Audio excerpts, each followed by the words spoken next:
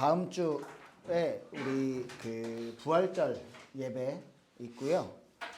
그때 시우하고 예성이하고 뭐예요? 입교. 이제 정식으로 우리 교회의 정회원이 되는 거예요. 아주 좋은 축하해 줘야 될 타임입니다. 그래서 우리 전부 다 부활절 예배 때 일부 예배에 다 같이 참석하는 걸로 하기로 했어요. 그래서 다음 주에 청소년부 말고 일부 예배 본당에서 참석하면 되고요. 목사님 앉는 자리 알죠? 앞쪽에 그 기둥 옆에 그쪽으로 상 모이세요. 청소년부 선생님들하고 다 같이 그쪽에서 모여서 같이 예배 드리겠습니다. 그리고 아마 입교자 우리 둘은 아마 좌석이 따로 앞쪽에 있을 거예요. 그쪽에서 예배 드리면 되고, 그리고 또 그 다음 주에 31일 날 외부 강사가 오세요. 네.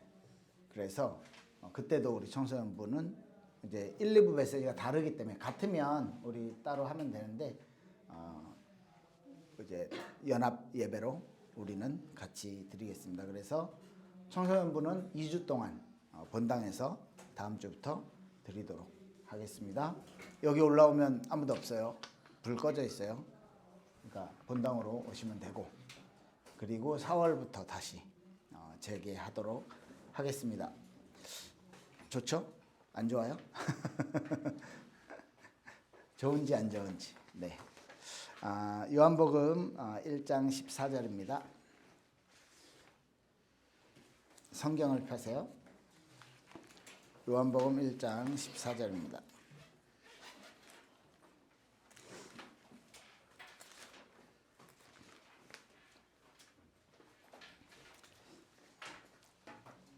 다 같이 읽습니다. 말씀이 육신이 되어 우리 가운데 거하심에 우리가 그의 영광을 보니 아버지의 독생자의 영광이요 은혜와 진리가 충만하더라. 아멘. 페이퍼 받았죠? 오늘 뭐예요? 사도신경의 두 번째 예수님에 대해서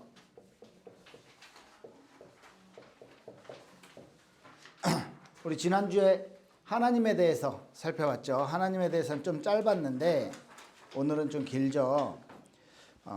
예수님에 대한 내용이 사도신경이 거의 한 60, 70% 정도 되는 것 같아요.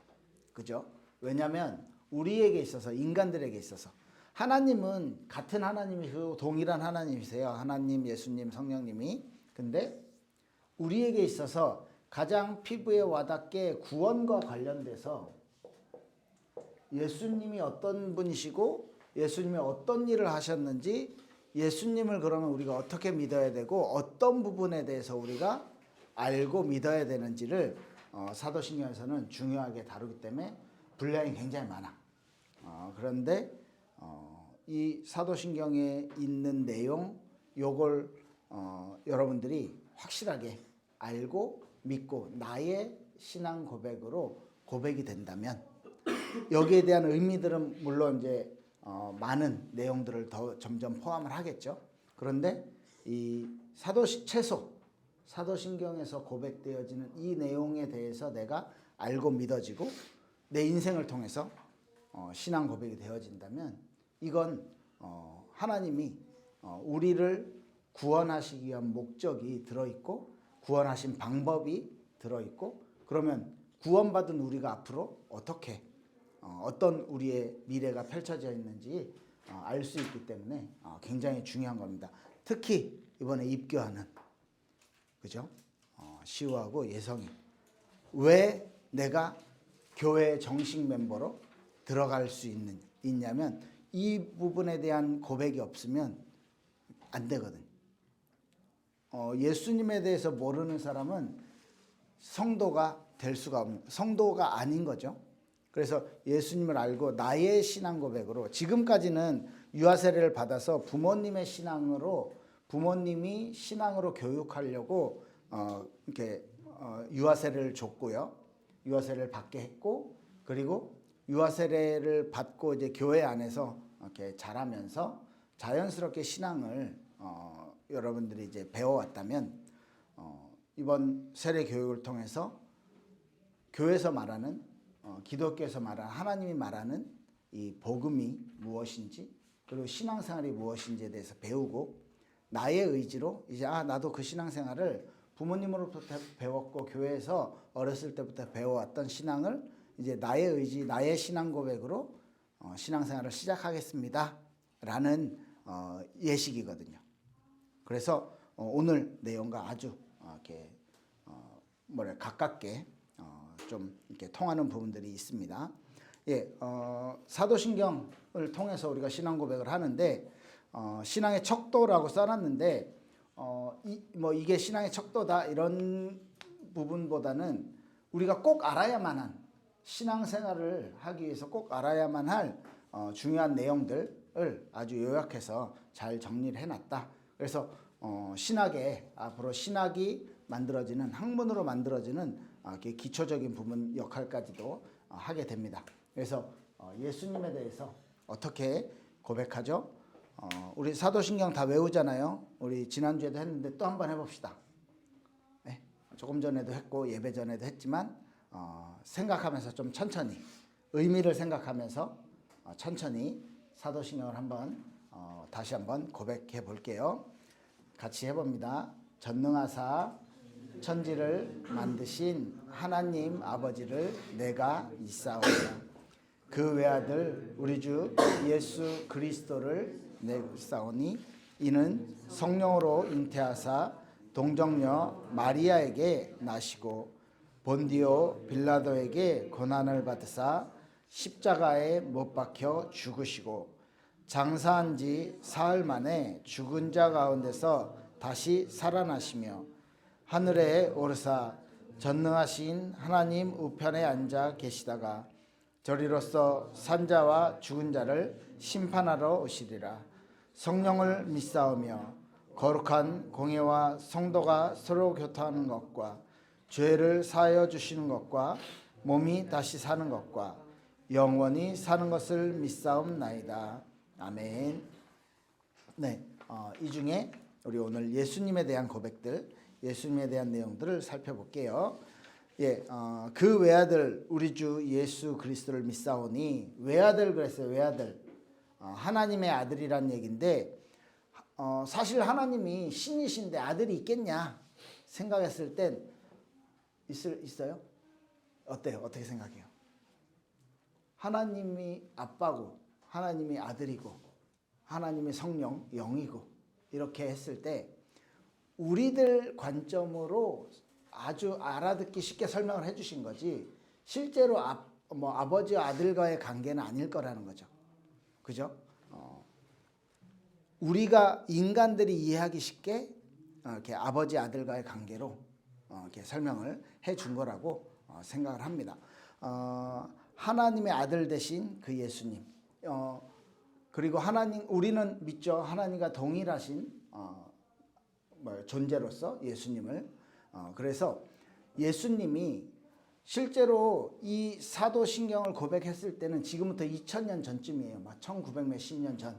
그러면 그때는 예수님의 모습을 본 사람들, 그래서 그 이후에 제자들, 직접 봤던 사람들한테 직접 들었던 사람들, 이런 사람들이 이 신앙 고백을 했을 때는 예성이 얼굴을 이렇게 봤고 예성이랑 같이 지냈던 사람들이 얘기하는 그런 예성이, 그런 나의 친구, 내가 직접 봤던 사람, 이 개념이 있기 때문에 이 예수님이 진짜 하나님이시다, 이 예수님이 진짜 신이시다라는 부분에 대해서 지금 강조가 되어지는 거예요.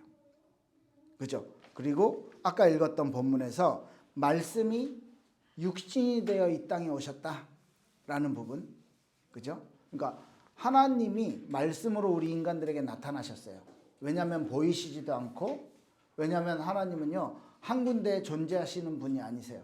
그래서 인간들에겐 말씀으로 나타내셨어. 그 말씀이, 그 하나님이 육신으로 이 땅에 오셨어요. 그런데 그 육신에는 영광이, 아버지의 독생자의 영광, 은혜와 진리가 충만한 그 영광이 임했다는 거죠. 예수님을 그렇게 표현한 거거든요. 예수님의 하나님 되신, 하나님 되심을 말하는 거죠. 신성. 그리고 예수님이 나의 주가 되신 거예요. 우리 주 예수 그리스도. 나의 주인, 나의 어떤 삶의 목표, 내가 살아가는 길, 나의 소망이 예수님이 되어주신다라는 부분에 자 그러면 여러분들 이건 알죠? 예수님의 이름의 뜻, 그리스도의 이름, 그리스도의 뜻 알죠? 자주 말하는 거잖아요. 예수님의 뜻 뭐예요? 페이퍼 보면 다 나오는데 예수님의 뜻, 예수라는 이름의 뜻, 구원자. 그 마태복음 1장 21절 보면 좀 더 자세히 나와. 저희 백성을 자기 죄에서 구원할 자라고. 구원자라는 뜻이고, 그리고 그리스도는 기름 부음 받은 자. 기름 부음 받은 자인데 기름 부음 받은 직분들이 있어요. 그 기름 부음을 받는다는 건 우리 문화로는 이해가 안 돼. 한국 사람들 문화로는. 근데 이 유대인들 문화에서는 하나님이 이 사람을 이 직분을 맡기면서 세워주셨다는 의미로 하나님의 영을 상징하는 기름을 부으면서 그 사람을 시작을 해요. 이번에 세례를 하듯이. 그래서 입교를 받은 사람이 할 수 있는 아주 눈에 보이는 특권이 하나 있어요. 뭔지 알아? 뭔지 알아? 지금까지 먹고 싶어도 먹지 못했던 걸 먹을 수 있어. 뭔지 알아? 전에 했잖아 우리 성찬. 그 포도주스 요만큼과 빵 요만큼을 먹을 수 있어. 그거는 입교 받지 못하면 못 먹어. 그리고 세례교인 이상만 참여할 수 있는 거. 그런 식으로 이 직분에 따라 이 임명된 거에 따라서 할 수 있는 역할들이 달라지는 거예요. 그래서 왕과 제사장과 선지자 이 세 직분에 하나님이 이 세 직분은 특별하게 하나님이 쓰신 일꾼이다 라는 의미로 기름 부어 세워요. 그러면 예수님이 그리스도 되심에 대해서는 이 세 가지 직분을 통합해서 예수님께서 그 직분을 완성하셨다. 그 직분에 대한 그 사역을 감당하셨다. 이렇게 이해를 하면 되겠죠. 우리를 위한 구원자 예수님이 우리를 위한 구원자로서의 역할을 다 담당하셨다. 이렇게 생각을 하면 됩니다. 자, 그 예수 그리스도를 우리가 믿습니다라는 고백을 하는 거예요. 그리고 이 예수님은 성령으로 잉태하사 동정녀 마리에게 나시고 성령으로 잉태된 아주 특별한 존재예요. 남녀의 관계가 아니라 하나님이 특별하게 간섭하셨어. 마태복음 1장 18절에 이렇게 말합니다. 예수 그리스도의 나심은 이러하니 그 모친 마리아가 요셉과 정혼하고 동거하기 전에 성령으로 잉태된 것이 나타났더니 성령께서 잉태하게 하셨죠. 그래서 거룩한 탄생이에요. 그런데 이 예수님이 마리아의 몸을 빌려서 처녀인 마리아를 통해서 이 땅에 태어나셨어. 그래서 예수님도 태아 시절이 있었고 예수님도 응애응애 말 못하는 젖먹는 그 시절이 있었고 예수님도 그 유치원 때 그 미운 5살 미운 7살 뭐 그런 얘기 하더라고. 그렇게 말 안 듣는 시기가 있었을지도 몰라. 그죠? 그리고 여러분들처럼 학교 다니는 시절, 청소년 시절을 겪었고 예수님도 아마 그 사춘기를 겪었을지도 모르겠죠. 그런 모든 과정을 겪으시면서 예수님이 성장하셨어. 그래서 완전한 우리랑 똑같은 몸의 인간으로서 성장을 하신 거예요. 그래서 완전하신 하나님이시지만 완전하신 인간이기 때문에 우리를 구원하실 수 있는 거야. 인간의 몸이 인간이 아닌 하나님만 계신다면 우리를 대신해서 벌을 받고 우리를 대신해서 우리의 죄를 대신하실 수가 없는데 완전하신 하나님, 완전하신 사랑으로서의 예수님이 그 다음에 어떤 일을 했어요? 본디오 빌라도에게 뭘 받으사? 고난을 받으사. 그런데 사실 여러분들도 알잖아. 본디오 빌라도는 나 이 사람한테 죄가 없다고 생각해. 난 이 사람 풀어주면 좋겠어. 그런데 막 밀란이 날 것 같아. 막 사람들이 막 유대인들이 예수를 죽여야 된다 하니까 그러면 니네가 책임져. 나는 이 사람의 피에 대해서 죄가 없어. 이렇게 해서 모든 사람 앞에 손 씻고 뭐 이 장면 기억나시죠? 모르는 척하네. 기억나시죠? 네. 사실 빌라도는 자기가 할 만큼 했는데 모든 교회에서 모든 나라에서 사도신경을 할 때마다 빌라도 나쁜 놈 하고 욕을 하고 있는 거야 지금. 조금 억울할 수도 있어 지옥에서. 천국까지는 안 왔겠죠. 억울할 수도 있지만 그때의 역사적 사실을 이야기하는 겁니다. 빌라도 때에 빌라도가 총독일 때에 예수님이 십자가를 지신 거죠. 빌라도에게 고난을 받으사 십자가에 못 박혀서 어떻게 죽으셨고 그 고난은 그리고 그 죽음은 예수님이 받으신 그것은 누구 때문이에요? 누구 때문이에요? 너 때문이야? 너 때문이야. 맞아. 우리 때문에 나 때문에 예수님이 고난 당하셨고 나 때문에 예수님이요 죽으셨어요. 그 십자가의 고난을 기억해야 됩니다. 예수님은요 전 옛날에 어렸을 때 이런 생각도 했었어. 예수님은 하나님이니까 채찍 맞을 때 딱 이렇게 안 아프게 이렇게 고통이 없어지게 할 수도 있었을 수도 있어. 뭐 이런 생각을 해본 적이 있거든요. 그다음에 죽으셨는데 몸만 죽고 하나님의 영은 하나도 고통 안 받으실 수도 있지 않겠나? 뭐 이런 생각을 한 적도 있어요. 그런데 지금 제가 확실하게 믿는 건 예수님이 그렇게 하시지 않았다는 거. 왜? 왜냐하면 저와 여러분들을 완전하게 완벽하게 구원하시기 위해서 저와 여러분들이 겪어야 될 고통, 저와 여러분들이 겪어야 될 죽음을 예수님이 몸으로 다 그대로 다 받으신 거예요. 왜? 저와 여러분들 그만큼 그것보다 더 사랑하시기 때문에. 그죠? 그 얘기가 있어요. 성경에 보면 포도주에 모략을 타서 이렇게 먹인다고 해요. 모략이 뭐냐면 그 몸을 이렇게 약간 마비시키는 그래서 고통을 덜 하게 하는 그런 역할을 한다고 해요. 포도주에 모략을 섞어서 먹으면 그러니까 쉽게 말해 약간 뭐 이렇게 마취제 같은 거죠. 이렇게 그런 거를 예수님이 먹지 않으셨어. 원래 그렇게 처형당하는 사람들한테 고통을 좀 덜하게 하려고 먹이는데 일부러 그걸 안 받으시고 성경에 예언된 대로 그대로 모든 고통 다 겪으신 거예요. 누구 때문에? 너 때문에. 예수님이 고난받으시고 예수님이 죽으신 것은 완전한 죽음을 경험하는 고통을 그대로 받으셨어. 그걸 알기 때문에 예수님이 그 전날 밤에 겟세마네 동산에서 기도하셨잖아. 이 잔을 할 수만 있거든 내게서 치워달라고. 그런데 내 뜻대로 말고 아버지 뜻대로. 그러니까 예수님은 본인이 감당하셔야 될 걸 아셨지만 육신의 어떤 약함들이 있기 때문에 그 기도를 하셨다라고 봐요. 그만큼 그것을 알고 당하는 고통 더 힘들잖아 사실. 그죠?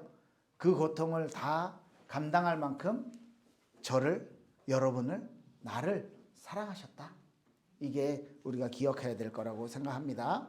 네, 그래서 그 다음에 죽으신 다음에 어떻게 해요? 장사한 지 사흘 만에 죽은 자 가운데서 다시 살아나시며 이게 우리 기독교 신앙의 가장 중요한 거죠.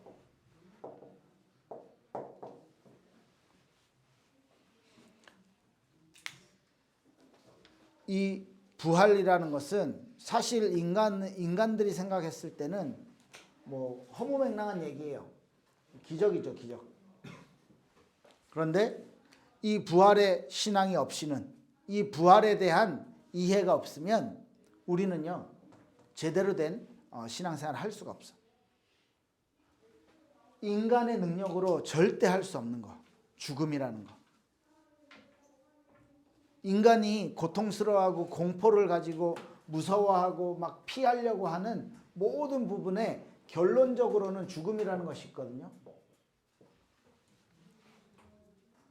그 죽음의 문제를 해결하는 거예요. 왜? 하나님이시기 때문에. 생명의 주인 하나님이시기 때문에. 그죠?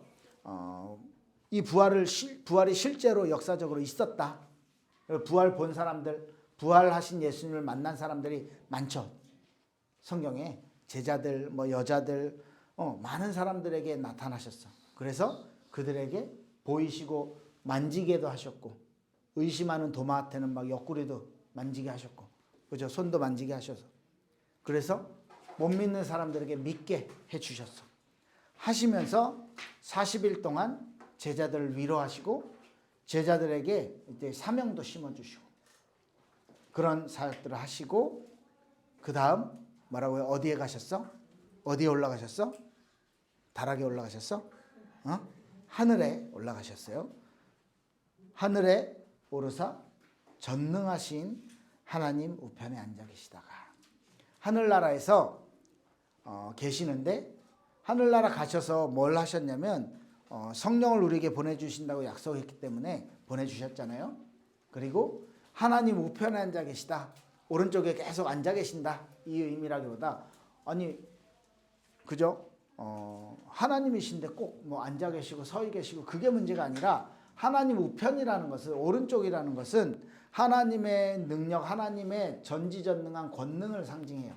그러니까 하나님의 권세를 가지시고 지금 하늘에 계신다, 이렇게 이해하면 되고요.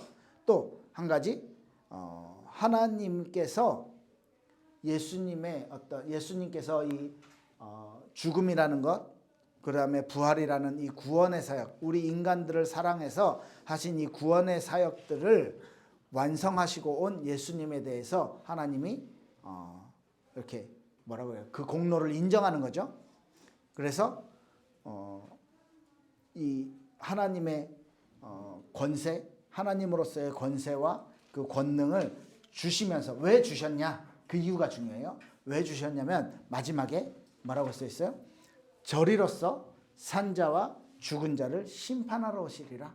다시 예수님이 오시는데, 그 세상 끝날에, 심판날에 오시는데, 오셔서 하시는 일이 뭐냐면 산자와 죽은 자를 심판하신다. 이 얘기는 신자와 미신자를, 불신자를 심판하신다. 복음을, 예수님을 받아들인 자들과 예수님을 받아들이지 않은 자들을 심판하신다. 근데 예수님은 사실 빌라도에게 공정하지 못한 재판을 받으셨어. 그죠? 그런데 이 예수님의 재림 때 있을 심판은 하나님의 공의가 나타나는 심판으로서 성경적으로, 그리고 하나님의 어떤 기준에, 믿음이라는 기준에 하나님께서 그 기준을 가지고 심판의 권세를 예수님한테 주신 거예요. 그래서 예수님이 최후의 재림주로 오셨을 땐 심판하는 심판주로 이 땅에 오시게 되는 겁니다. 이 부분이 이제 옆에 성경 구절들을 많이 써놨는데, 요거 숙제로 해가지고 다 한번 여기다 적었어요. 얼마 안 돼요. 한 20분이면 다 해. 15분, 20분 다 해. 적어보시고 이 내용들을 좀 더 생각해 보시기 바랍니다. 이렇게 예수님에 대해서 크게, 예수님이요, 우리가 예수님의 하나님의 아들이심을 믿습니다. 예수님이 나의 주 되심을 믿습니다. 예수님이 성령으로 잉태되셨고 마리아에게서 태어나셨음을 믿습니다. 이 고백을 하는 거죠. 또 빌라도에게 고난받고 죽으시고 3일 만에 부활하신 것을 믿습니다. 그리고 그분이 부활하셔서 하늘에 오르시고 하나님 우편에 계시고 이제 또 재림주로 오실 것을 믿습니다. 라는 고백을 하는 거예요. 이게 우리 기독교 신앙의 가장 핵심, 중요한 복음의 메시지가 이 안에 다 들어있는 거죠. 예수님이 어떤 분인지, 예수님이 어떤 일을 하셨고 예수님이 앞으로 어떤 일을 하실지에 대한 내용입니다. 그래서 오늘 내 삶의 적용을 써놨는데, 예수 그리스도께서 하신 구원 사역에 대한 이해, 내용을 먼저 알아야 돼요. 그리고 이렇게 흐름, 그리고 이유를 이해를 하고, 그리고 내가 믿음을, 그 구원에 대한 믿음을 갖는 것이 구원의 핵심입니다. 요 부분에 대해서 내가 믿고 있는 예수님, 내가 알고 있는 예수님에 대해서 오늘 분방 공부 시간에 좀 같이 대화를 나누시고, 이걸 좀 예수님에 대한, 내 안에 있는 예수님에 대한 정리를 같이 해보는 시간을 가지시길 바랍니다. 네, 기도할게요. 하나님 감사합니다. 우리에게 사도신경을 통해서 우리가 알고 믿고 고백해야 될 신앙 고백을 하게 하시니 감사를 드립니다. 오늘 예수 그리스도에 대해서 그 예수 그리스도가 나를 위해 하신 일, 앞으로 하실 일에 대해 생각해 보았습니다. 우리 청소년들의 머릿속에, 우리 청소년들의 가슴속에 예수 그리스도가 항상 머물게 하여 주시고 또 예수님과 함께하는 삶이 우리의 미래에 펼쳐질 수 있도록 축복하여 주시옵소서. 감사드리며 예수 그리스도 이름으로 기도했습니다. 아멘. 네, 광고는요. 아까 말씀드렸듯이 다음 주, 다다음 주는 청소년부 예배는 일부 예배에 연합으로 참여합니다. 네, 모여서 예배 같이 드릴게요. 청소년부는 교사 선생님들하고 다 같이요. 예, 이상입니다. 우리 축도로 예배 마치겠습니다. 지금은 우리 주 예수 그리스도의 은혜와 하나님의 사랑하심과 성령님의 역사하심이 예수 그리스도가 나의 구주 되시고 예수 그리스도가 나를 구원하시기 위해 십자가를 지신 일, 부활하신 그 일을 믿으며 또 앞으로 재림주로 오실 예수님을 믿기로 고백하는 주의 백성들, 주의 청소년들의 머리 위에, 우리 사랑하는 교사들의 머리 위에 지금부터 영원토록 함께 있을지어다. 아멘. 네, 감사합니다.